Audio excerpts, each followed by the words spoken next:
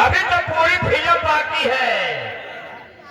आप लोगों ने टीवी सीरियल में देखा होगा, नाग नागिन को लिपटे हुए देखा होगा, लेकिन आप लोग टीवी सीरियल में कभी नाग नागिन को चुम्मा प्यार करते हुए देखा है? नहीं देखा। आज हम खन्ना सिंह की नौटंकी में दिखाएंगे कि नाग नागिन कैसे चुम्मे प्यार करते हैं।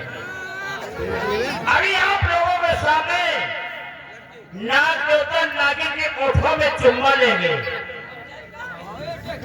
अरे चुम्मा के तो बात छोड़ो, अभी आप लोग देखेंगे नागिन कैसे सुहाग रात मनाते हैं। जय हो गुरु गोरखनाथ, जय हो पिताले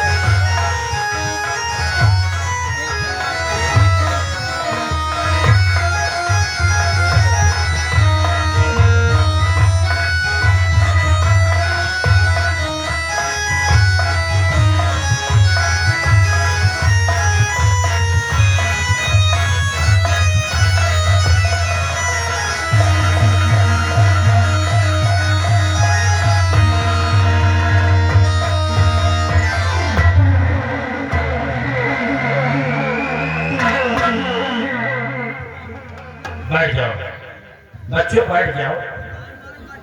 आप लोग बैठ जाओ, चिंता मत करो। अभी आप लोगों के सामने हम नाग देवता को आपके पास लाएंगे। छोड़ूंगा, लेकिन एक शर्त पे छोड़ दूंगा।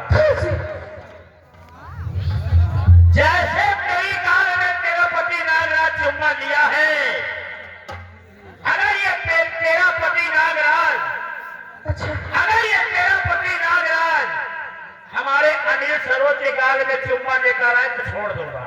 घर मालिक के गाल में चुम्मा लेकर आए तो मैं छोड़ दूंगा। जाओ बोल, अगर घर मालिक अनिल सरोज के गाल में चुम्मा अगर ले लिया तो मैं तेरे पति नागराज को तुझे वापस कर दूंगा। ले जाओ। जा रहा हूं घर मालिक के पास, हमारे अनिल सरोज बैठे हैं। देख, जैसे तेरी गाल में चुम्मा लिया है उसी तरह देख तेरा पति नागराज धर्माली के गाल में चुम्मा लेने जा रहा है। देखना चाहती है ऐसा चुम्मा ले